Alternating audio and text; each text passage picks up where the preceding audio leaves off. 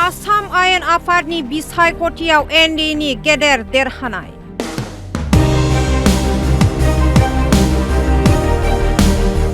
बिटिसिनि मोन 15 मासियावबो एनडिएनि गेदेर देरहानाय।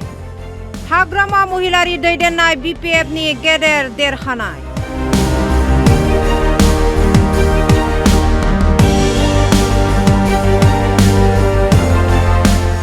बिपिएफआ मोन 10 मासियाव देरहाबाय।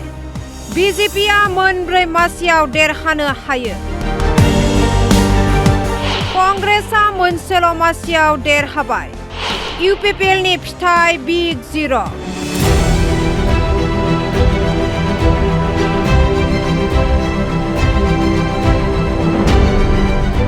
फोसावजाबाय आसाम विधानसभा बिसायख'थि 2026 नि फिथाइ। आसामनि गासै मोन 126 बियाबनिनो बिजेपिआ मोन 82 मासियाव देरहानो हायो।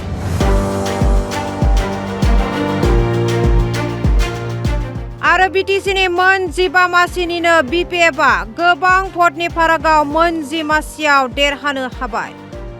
एनडिएजों मदद होजानाय बिपिएफनि बिजाथिफोरा देरहानायखौ लाना दैदेनगिरि मददगिरि मावथिफोरनि गेजेराव रंजानायनि दोहौ नुनो मोन्दों।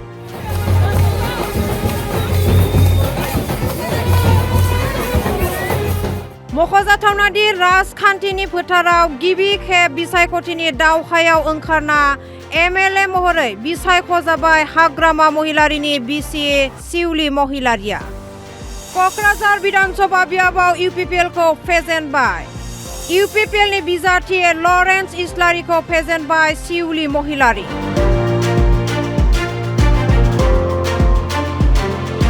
शिउली महिलारिया 74,816 भटनि फारागथियाव देरहासार जायो।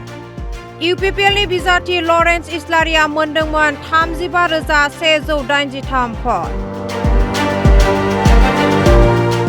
शिउली महिलारिया देरहाखांनायनि उनावनो क'क्राझार सोहोराव बिपिएफनि मददगिरि मावथिफोरा बरायो। शिउली महिलारिनि देरहानायाव बिपिएफ दोलो मददगिरि रायजोफोरनि गेजेराव रंजानायनि दोहौ नुनो मोनो। एमएलए महरै बिसायख'जानानै शिउली महिलारिनि गिबि बिजाथाइ। মই আমাৰ বিটিচিবাসী আৰু 3 নং কোকৰাঝাৰৰ যিমানবিলাক বাসিন্দা আছে আমি তেখেতসকলক ধন্যবাদ জ্ঞাপন কৰিব বিচাৰিছোঁ। তেখেতে মোৰ ওপৰত আস্থা ৰাখিছে আৰু মোক চবে বিপুল ভোটত জয়যুক্ত কৰাই দিছে। এইটো কাৰণে ধন্যবাদ জনাব বিচাৰিছোঁ। फारसेथिं एमएलए जानायनि सिमाङा फेलें थांबाय बिटिआरनि बारग' मावफुं सोद्रोमा प्रमद बर'नि।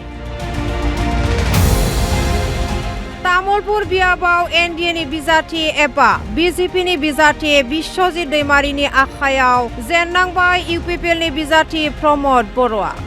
मैखोम भटनि फारागथियाव फेजेनो प्रमद बर'खौ। बिश्वजित दैमारिया 89,308 भट मोननानै देरहायो।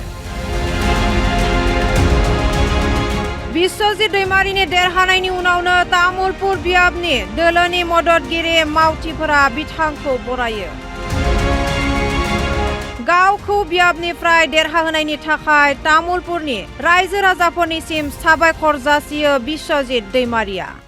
जोबोद मोजां। ओरैनोथ' आगोलनिफ्रायनो आङो केम्पेइननि समनिफ्राय रायजो राजाफोरखौ लोगो मोननाय समाव रायजो राजाफ्रा बयबो बरायदों, बयबो गाव गावनो फैदों आरो बयबो नोंथांजों जों दं होनना बुंदों। बेखौ लानानै आंहा मोनसे फोथायथि दङमोन आरो बे बाथ्राखौबो आङो बयनिबो फोरमायदोंमोन जे आंहा रायजो राजानि सायाव फोथायनाय दं आरो बियो दिनै गमामायैनो बे रिजाल्टनि समाव नुजाबाय जे तामुलपुरनि रायजो राजाया बयबो आंखौ अनसायबाय बा आंनि सायाव मोनसे मिजिं लानानै दिनै आंनो भट होदों।